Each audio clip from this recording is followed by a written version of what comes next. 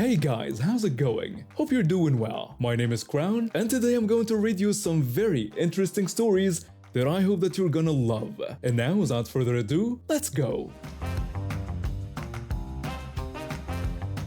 I share a quadplex with 3 other units, and our building sits right next to an elementary school. Most days it's fine, but when school lets out, the chaos begins. Parents desperate for parking spots treat our private driveway like it's public property. It started happening occasionally at first. Someone would pull in, grab their kid, and leave before I even noticed. Annoying but not worth a confrontation. Then this one guy decided to make it his daily routine. The first time I really paid attention was on a random afternoon. I had just clipped the leashes onto my 2 dogs and was heading out for our usual walk when a silver sedan backed into our driveway, not just partially blocking it, but completely taking up the space where I needed to pull out later. I walked over to the driver's side window. The guy rolled it down and looked at me like I was interrupting something important. I told him he couldn't park there because it was a private driveway for the building residents. He said they were just picking their daughter up from school. His wife leaned over from the passenger seat and added that it would only be a few minutes. I explained that I understood, but it was still a private driveway and they were blocking access for everyone who lives here. He asked where else they were supposed to park. I suggested street parking or the field right next to us, but made it clear they couldn't stay here. I tried a different approach and asked if he would park in our neighbor's driveway, pointing to the single-family home right across from us. He looked over and admitted that no, that would be rude. I told him this was exactly the same thing since it was private property. He sat there for a second, then finally nodded and said he got my point. He started the car and backed out, then drove about 20 feet over and pulled into the empty field next to our building. Problem solved, or so I thought. I continued with my original plan and walked my dogs into the field. It's where I take them multiple times every day. There's plenty of space and they love running around out there. My 2 mutts pulled on their leashes, eager to get to their favorite spots. When we walked further into the field, I pulled out my phone to start my audiobook. I had been in the middle of a pretty good thriller, and I wanted to pick up where I left off during our walk. I was scrolling through my Audible app when I heard shouting. The guy had gotten out of his car and was walking toward me, yelling and asking what I was doing. I looked up and told him I was walking my dogs. He accused me of taking pictures of them and said he saw me with my phone. I said I wasn't taking any pictures. He called me a liar and said I came over to harass them. I explained that I was literally just walking my dogs and that I walk them here every single day. He threatened to call the cops if I didn't leave them alone. I told him I wasn't bothering anyone and was just standing in a field with my dogs. He could call whoever he wanted. He kept insisting I was taking pictures to post online or something and that he knew what I was doing. I held up my phone screen so he could see it and explained I was starting my audiobook. I showed him there was no camera app open and that I was just trying to walk my dogs in peace. He squinted at my phone but didn't seem convinced. His daughter came running over from the school with her backpack bouncing. She asked her dad if they could go. His wife called out that they should just leave. He yelled that I was harassing them.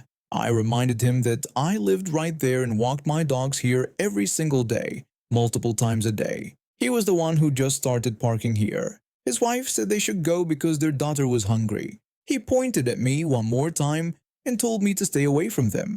I said I was in a public field walking my dogs and that he was welcome to park somewhere else if it bothered him.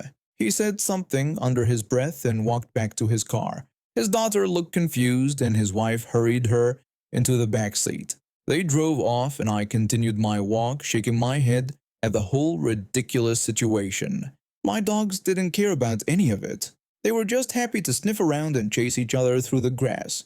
The next few days I kept an eye out for the silver sedan. Sure enough, it showed up at the same time each afternoon.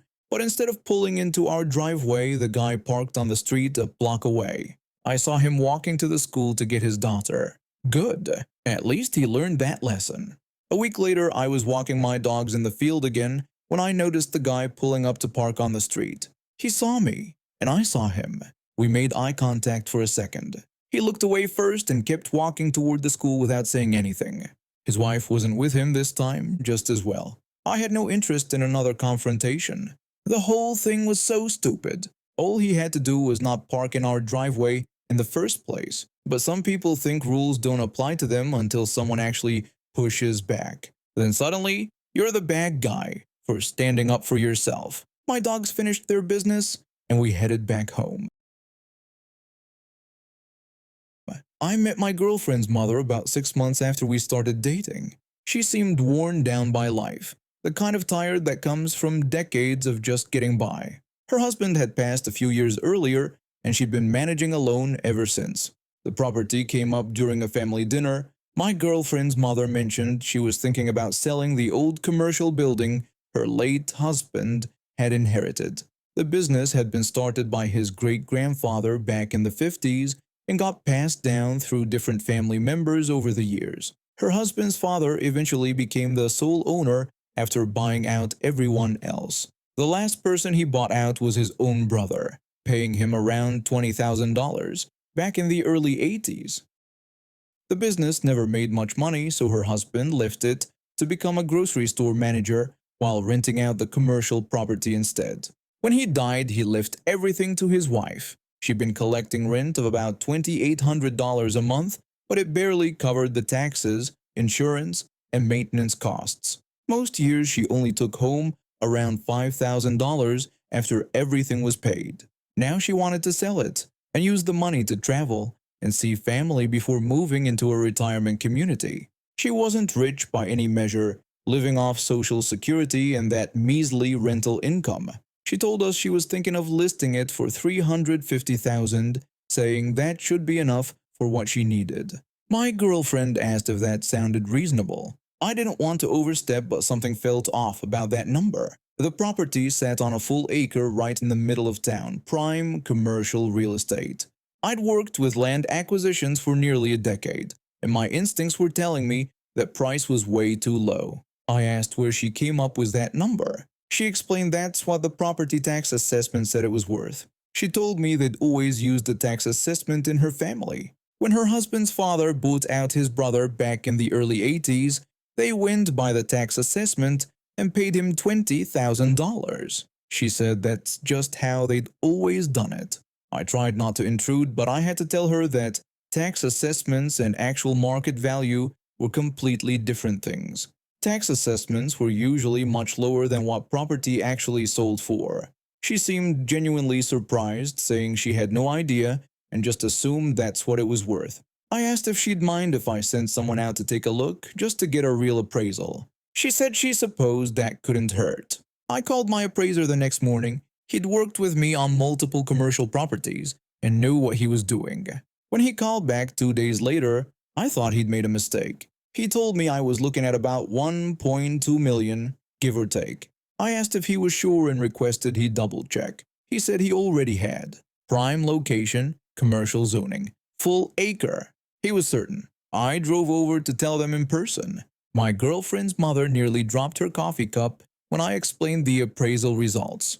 She couldn't believe it was right and asked how it could possibly be worth that much. I explained that location mattered more than anything in real estate, and she was sitting on extremely valuable land. My girlfriend suggested getting a second opinion. I told her she could if she wanted, but I trusted this guy completely. He'd never been off by more than a few percentage points. They listed it at $1 million. Within a week, they had 3 serious offers. A bidding war started between 2 developers who both wanted the location. The final offer came in at just under $1.5 million. My girlfriend's mother cried when she accepted it. For the first time in years, she wouldn't have to worry about money. Then her phone started ringing. The first call came from her husband's cousin who'd sold his share of the business back in the 60s. He'd gotten $7,500 at the time based on the tax assessment. Now he wanted what he called his fair portion of the sale price. My girlfriend's mother tried explaining that he'd sold his share 60 years ago, and they'd paid him what it was worth then. He argued back that they'd paid him what the tax man said it was worth, and that wasn't the same thing. He demanded his money. More calls followed. An uncle who'd been bought out in the 70s. A second cousin who'd owned part of the business for 2 years in the 80s before my girlfriend's grandfather bought him out for $18,000. Every relative who'd ever touched the property suddenly wanted to renegotiate deals that had been settled decades ago. The worst call came from my girlfriend's aunt, her mother's sister in Arizona. She accused my girlfriend's mother of cheating them, all of them.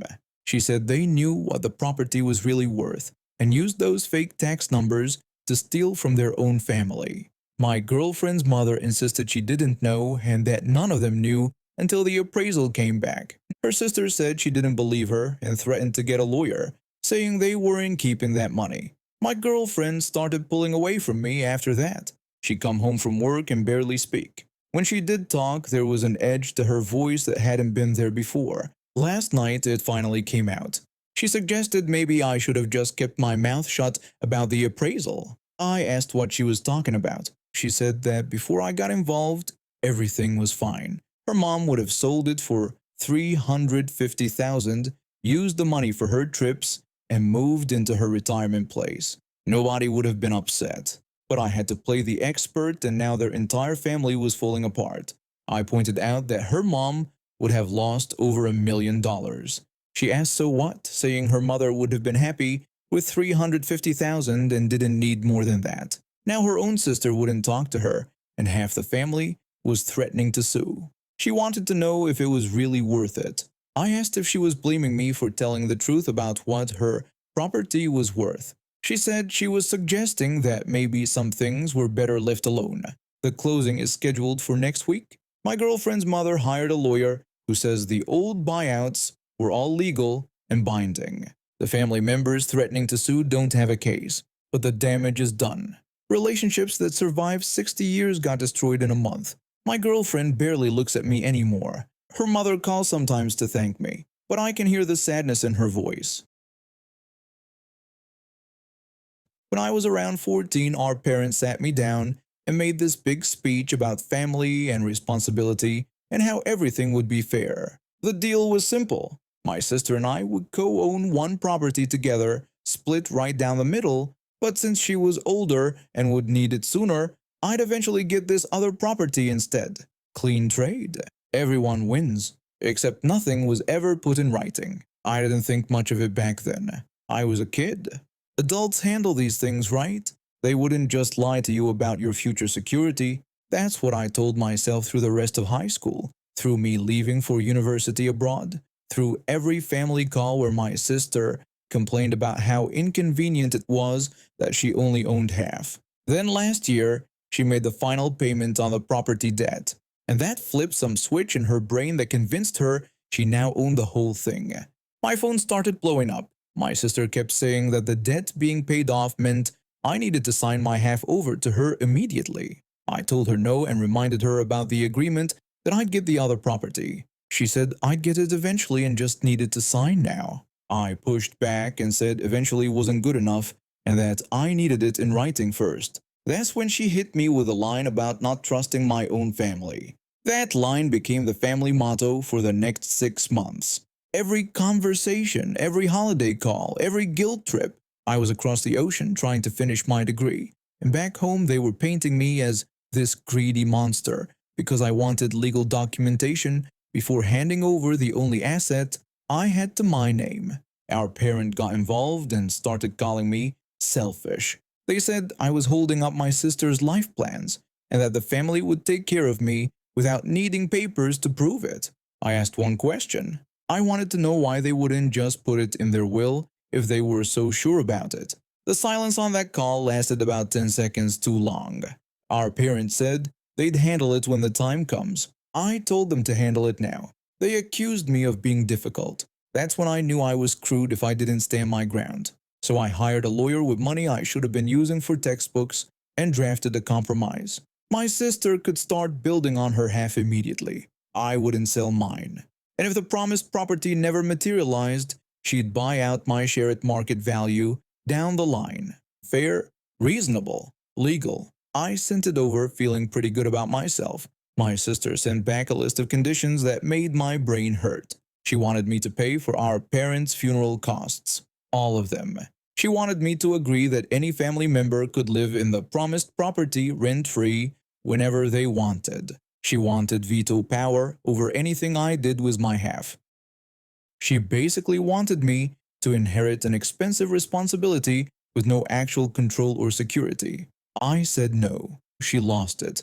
The calls turned nasty. She accused me of tearing the family apart and said I was ungrateful and would regret this. Our parent backed her up every single time, acting like I was the villain for wanting something as wild as a legally binding agreement. Then things got weird. I got a call from the property office clerk. Nice woman. I'd met her twice before when handling paperwork. She told me someone had just tried to come in claiming to be me. I asked who, and she said it was my sister. She'd shown up with some kind of ID that wasn't right and said she needed to sign transfer papers for both halves. My stomach dropped. I asked if she'd let her do it, and the clerk said of course not. She told my sister that she needed me there in person or a notarized power of attorney. I thanked her about 15 times and hung up. My hands were shaking. My own sister tried to commit fraud against me to steal my property. I called her immediately and demanded to know what she was thinking. She said she didn't know what I was talking about. I told her she'd tried to pretend to be me at the property office. She said she was just asking questions. I asked her about the fake ID. She accused me of being paranoid and hung up. 2 days later, the clerk called again. She told me my sister was back and had tried to submit preliminary transfer forms with my signature on them. I said I'd never signed anything. The clerk said she knew because my sister had misspelled my middle name. They'd rejected the forms. At this point, I was furious. I told the clerk to flag my file, lock it down, and not accept anything unless I was physically present with 3 forms of ID and a blood sample. Last week, I got a call from a municipal office administrator. My sister had shown up there screaming at the top of her lungs that I was ruining her life. She demanded they transfer full ownership to her because she'd paid the debt and that should override my legal rights. The administrator very calmly explained that's not how property law works. My sister did not take it well. She'd started yelling about how unfair it all was, how she deserved the whole property, how I was a selfish brat hiding overseas. When they asked her to leave, she refused. Security got called. And then because she'd fully lost her mind, she shoved one of the security officers and tried to grab the file folder off the desk. They arrested her on the spot. Attempted identity fraud, forgery, interfering with public officials, assault on a security officer. I found out through our parent, who called me screaming about how I destroyed my sister's life. They wanted to know how I could let this happen and why I didn't just give her the property. They said this was all my fault. I hung up. My sister spent the night in jail. She's facing actual criminal charges now. Our parent is barely speaking to me. Half the family thinks I'm a monster, and I'm still just sitting here across the ocean asking for the bare minimum.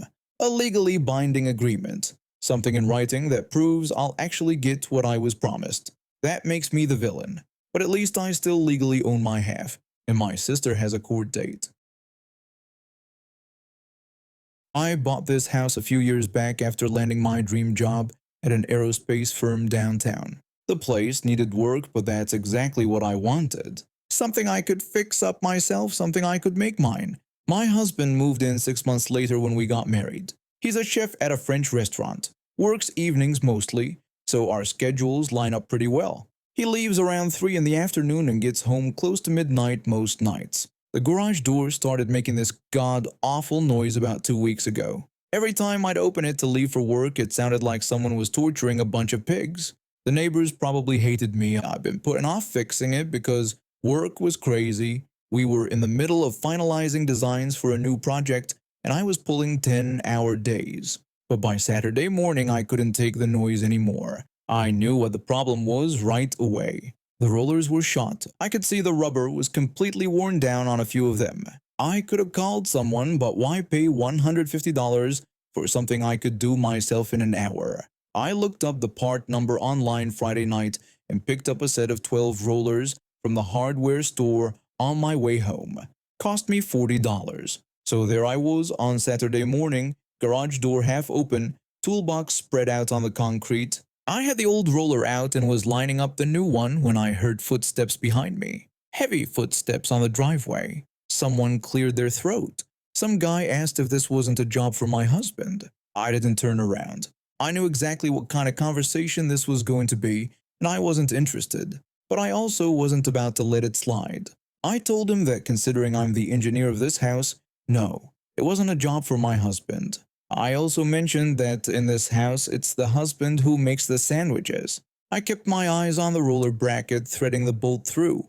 I heard him make some kind of noise, couldn't tell if it was a scoff or just surprise. Didn't care. I had 11 more rollers to swap out.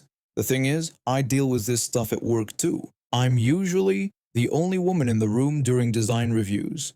Last month, I presented a whole analysis on wing stress distribution, and the client spent the first 5 minutes asking where the lead engineer was.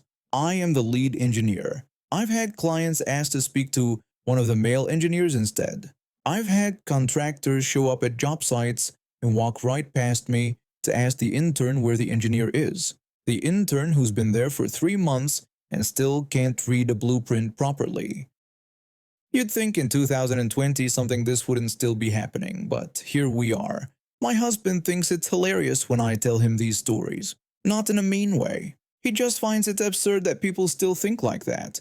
He grew up with 3 older sisters who could all rebuild a car engine, so the idea that certain jobs belong to certain people never made sense to him. His oldest sister owns an auto shop. His middle sister does home renovations. His youngest sister is a plumber. When we were house hunting, the realtor kept directing all the questions about the foundation and the electrical to him. He just pointed at me every time.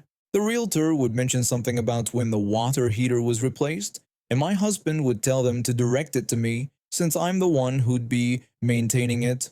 The realtor's face went through about 5 different expressions in 2 seconds. By the 3rd house, they figured it out. I got the first roller in and moved to the next one. The guy was still standing there. I could see his shadow on the driveway stretching across the concrete. He wasn't leaving. He said it seemed like heavy work for a woman. I put down my socket wrench and finally turned around. He was maybe 60, wearing a polo shirt and khakis. Probably retired. Probably spent his whole career assuming the secretary would get him coffee and that the women in the office were there to take notes. I told him I design aircraft components. I explained that I spent last month calculating load distributions for landing gear assemblies that have to withstand forces of over 10,000 pounds. I mentioned that I think I can handle a garage door roller that weighs maybe 2 pounds. He said I didn't need to get defensive and that he was just offering to help. I asked him if that's what he was doing because it sounded like he was questioning my ability to do basic home maintenance. He backtracked and said he didn't mean anything by it. He said he was just being neighborly. I told him I was good and thanked him. I turned back to the door and picked up my wrench. He didn't leave. I could hear him shifting his weight, like he wanted to say something else but couldn't figure out what. I got the second roller lined up and started threading the bolt. He said he just thought some jobs are better suited for men and that it's natural. He said men are physically stronger, and that's just biology. I stopped what I was doing. I explained that what's natural is people learning skills and using them. I told him my husband makes amazing sandwiches with roasted vegetables, fancy cheeses, and bread he bakes himself. I pointed out that he could have told me sandwich making is women's work, but then we'd both be eating terrible sandwiches. I asked if that seemed natural to him. He said that was different. I asked how. He said cooking is creative and that anyone can be creative. I told him fixing things is problem solving and that anyone can problem solve. He didn't have an answer for that. His mouth opened and closed like he was trying to find words. I got the second roller in and started on the third. My shoulder was getting tired, but I wasn't about to take a break now. Not with this guy watching. Not with him waiting for me to prove his point by struggling. He told me I didn't have to be rude about it. I said I wasn't being rude and that I was just changing rollers.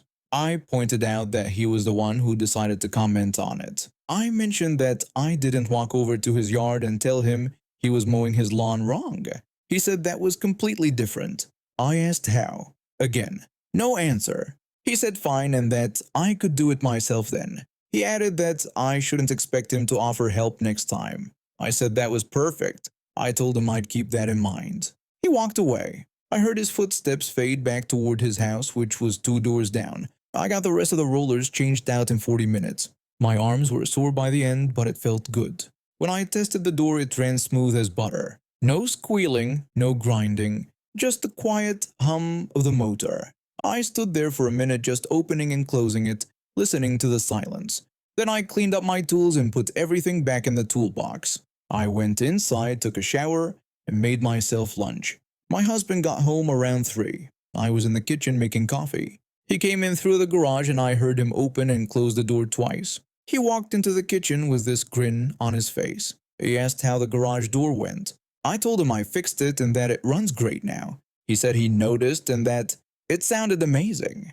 He said that was nice and mentioned he was making focaccia. He asked if I wanted him to do a sandwich later. I said yeah, that sounded perfect. He started washing his hands at the sink. He told me the neighbor came by while he was pulling in and said something about me being unpleasant. He said the guy seemed pretty worked up about it. I explained that the guy had opinions about garage door rollers. I told him the neighbor thought it was a job for you. My husband said, one of those. I agreed. He asked if I told the neighbor about the sandwiches. I said I did. He said good. He asked what the guy said. I told him he said it was different. My husband laughed. He said it's always different when it's something they do.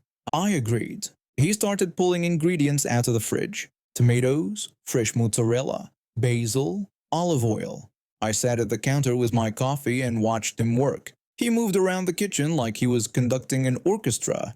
Everything had its place and its timing. He asked if the neighbor said anything else. I told him he said I shouldn't expect help next time. My husband said that was fine because we don't need his help. He said if anything breaks, you'll fix it. He said if we get hungry, I'll cook. He said that's how it works. I told him that's exactly what I said. He smiled and started slicing tomatoes for dinner. The envelope sat on my desk for 10 minutes before I could open it. My hands wouldn't stop shaking. I've been checking the mailbox every day for a couple of weeks.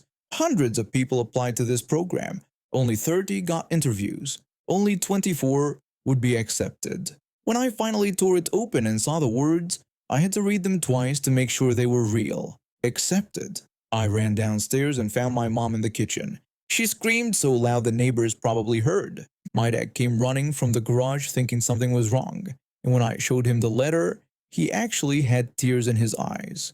He never cries. My brother was playing video games in his room and I burst in without knocking. He paused his game, read the letter, and gave me this awkward side hug. He said he always knew I'd get in.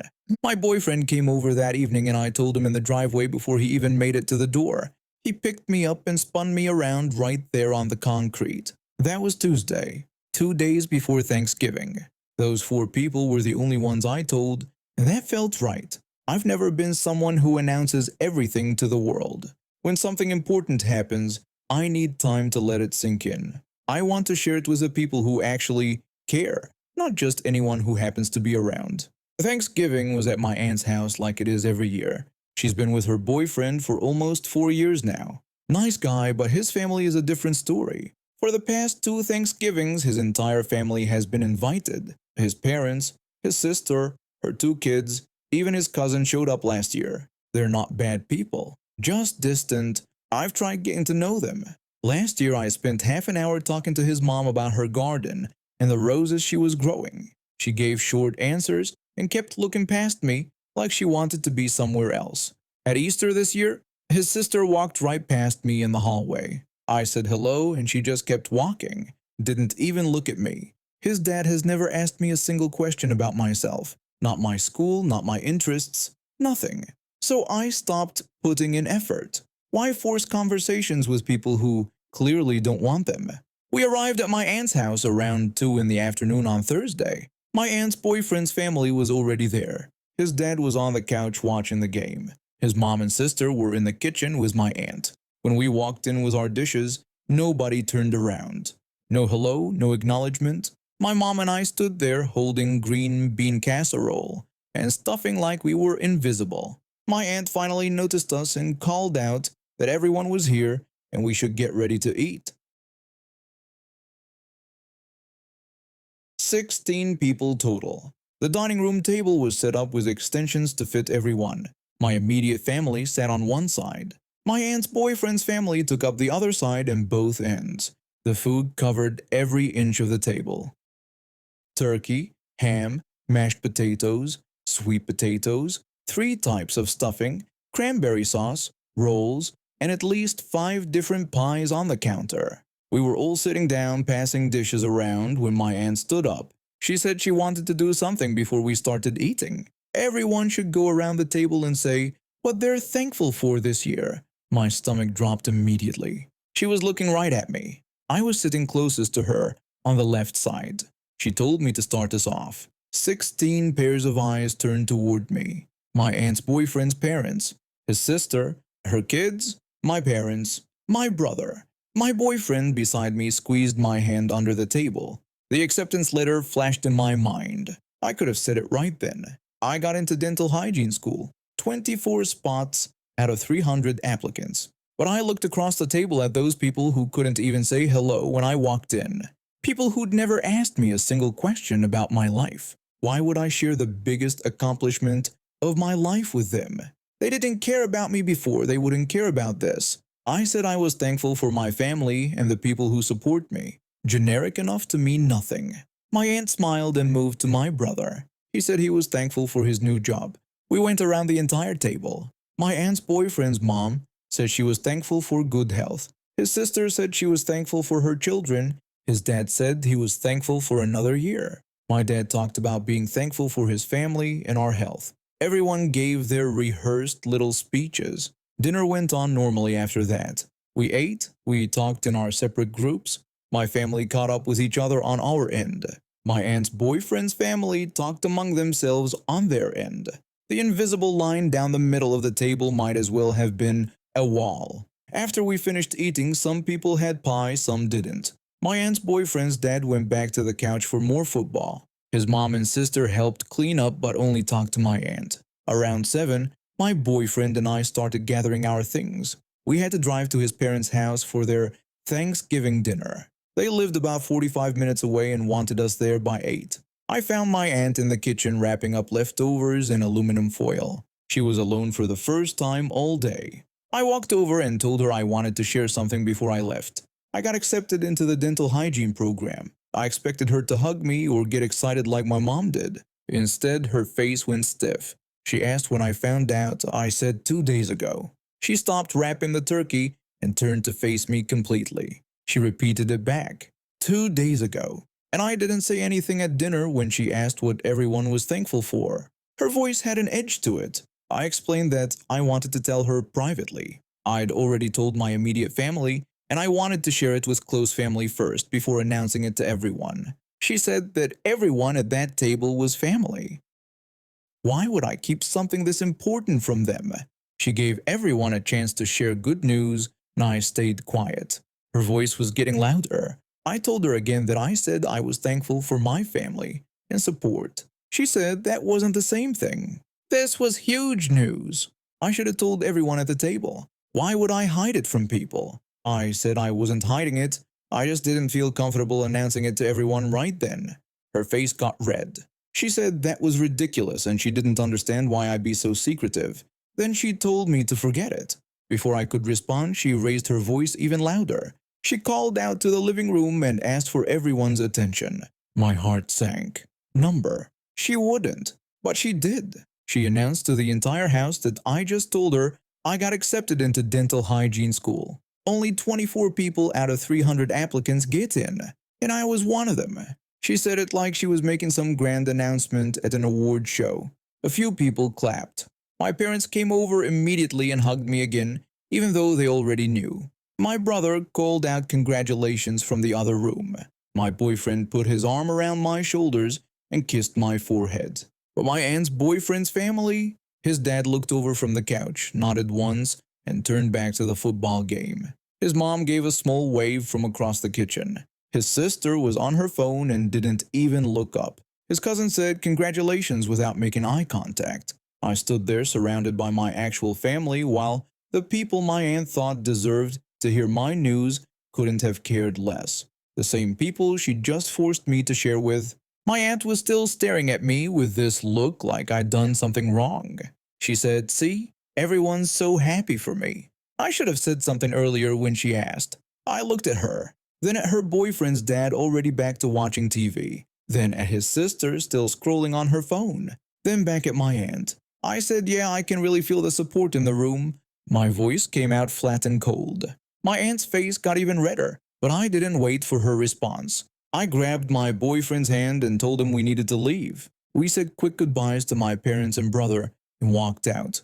In the car, my boyfriend asked if I was okay. I sat there for a minute before answering. I told him I was fine, and I meant it. The people who mattered already knew. The people who actually cared about me had celebrated with me 2 days ago when it counted. That was enough. We drove to his parents' house and I told the story again there. His mom cried. His dad shook my hand and said he was proud of me. His sister asked a dozen questions about the program and what my plans were. Real questions from people who genuinely wanted to know. We didn't leave until almost 11 that night. When I got home and checked my phone, I had 3 texts from my aunt. The first one said I embarrassed her.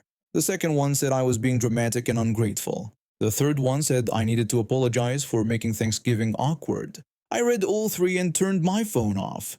And now we have reached the end of today's stories. Thank you for watching, and see you next time.